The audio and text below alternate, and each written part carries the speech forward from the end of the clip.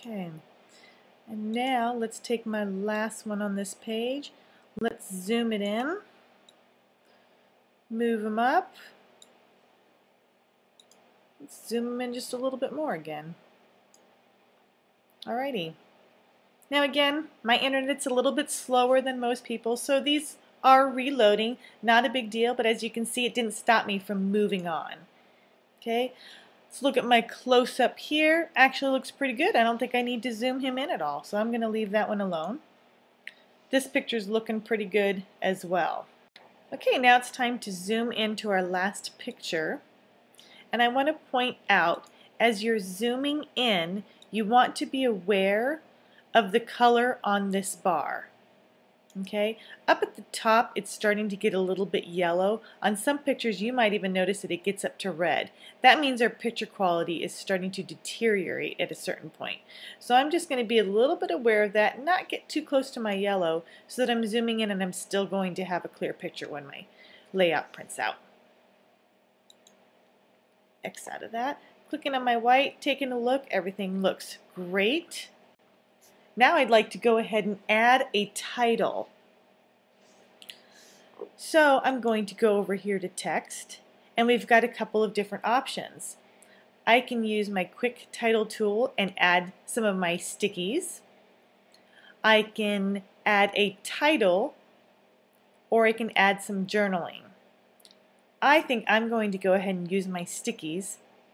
So before I do that, I want to get rid of this box because I'm actually not going to use this box. So I'm clicking on my box, and just like the ribbon, sending it to the trash. I'm going to use my quick title tool with my stickies. Just like my picture, I'm going to pick it up with my left click, drag it over and release. I'm going to use the title Joyride. All I have to do is drag it to wherever I want to.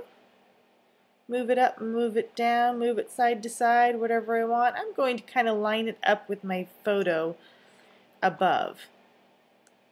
Just to make sure I've got it right, I'm going to go ahead and zoom in just a little bit. There we go. Look at that. I think I'm doing pretty good. I got my blue line lined up over here, got my other blue line lined up. I'm not even going to move it at this point. Zoom back out so I can look at my whole layout. Okay, now I'm going to go to my journaling box, select it, and I want to edit my text. But I first want to make sure that I'm scaling my text and filling in the entire space. So I'm going to select Scale Font. Then I will go ahead to Edit Text. From this point, you'll go ahead and write what you want to write for your journaling. In the interest of time, I went ahead and typed that ahead of time. The last thing I'd like to do with my journaling box is change the color of that background. So you'll see over here there's colors. It says set the background paper, and I'm going to choose the sunny yellow. I also have the option of selecting my font color if I choose to. I can also choose to create a mat, which is another layer underneath my journaling box. Let's go ahead and choose a 1/8, and let's select a completely different color. How about my Clover Meadow? And look at that, now we have a couple of different layers. Now I've got a couple of spots over here that are bothering me. This one is kind of plain, so I'm going to go ahead and look and see if there's any stickies that might work.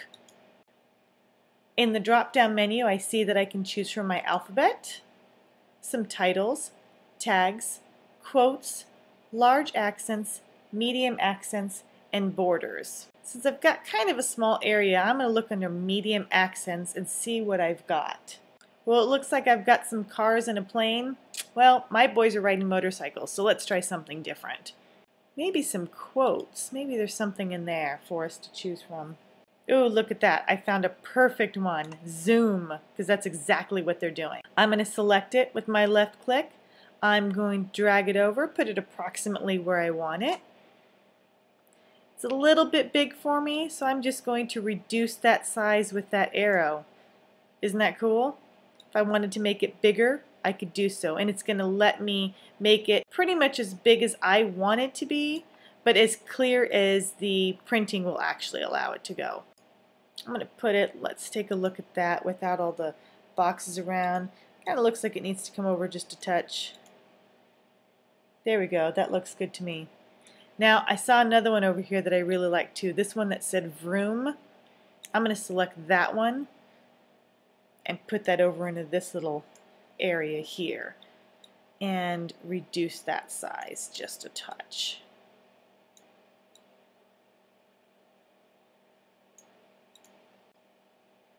Let's move it over a little bit. There we go. How's that? Now, so far, not too bad. You'll notice on my background and texture paper for the cranberry, it's got a little bit of distressing going on, and my Clover Meadow and outdoor denim papers are pretty stark. There's not a whole lot going on. So I'm actually going to go ahead and distress those just like I would in my traditional scrapbooking. What I'd like to do to the outdoor denim is kind of age it a little bit more. So I'm going to choose the White Daisy, and I could do sanding. I can use stubble, a crosshatch, or direct to paper, or maybe even apply with some sponge. To get this effect that I've got here on my cranberry paper, I'm going to go ahead and go with the cross. And I'm going to drag it right over on top of my outdoor denim. And check this out, this is so cool. Like magic, I now have cross hatches all over my outdoor denim paper. And not just this one, but all of my outdoor denim paper. So cool. I would like to do something pretty similar to my Clover Meadow paper. But instead of doing white, I think I'm actually going to do some outdoor denim.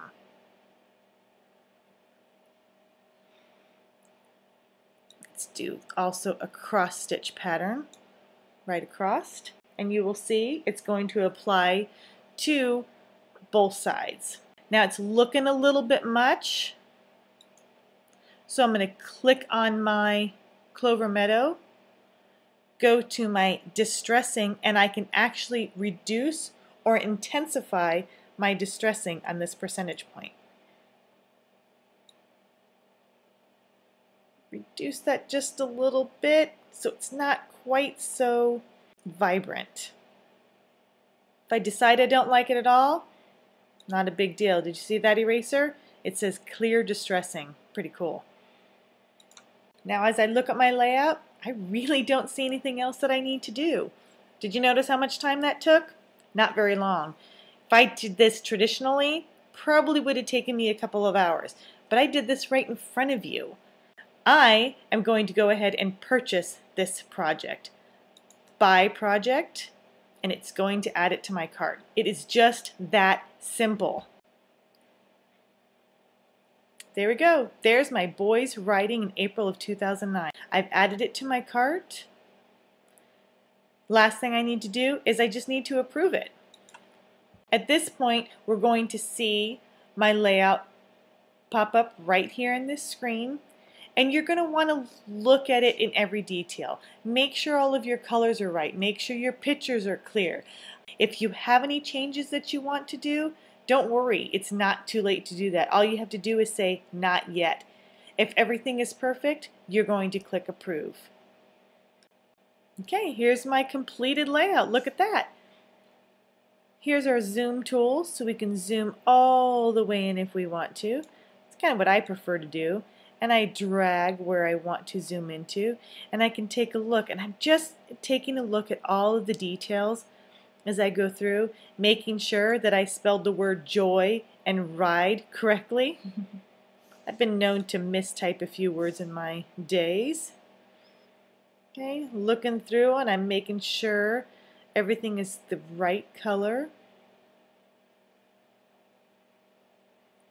And everything looks good. Look at that.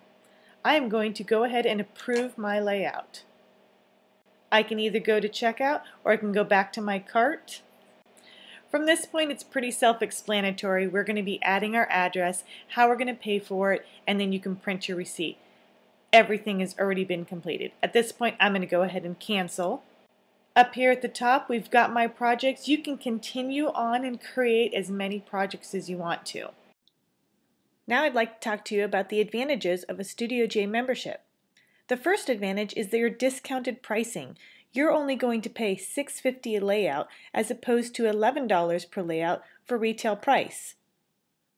Next, you're going to be getting free shipping once a month on your orders of up to 20 layouts. That's a savings of $5.95 every single month. The next advantage is the member-only patterns and kits that I talked about just a little bit. Next, with every layout you purchase, you're going to get a free memory protector. You will also be able to take advantage of exclusive campaigns for Studio J members only. There are so many advantages of having a Studio J membership, so go ahead and check it out and let me know what you think. Enjoy!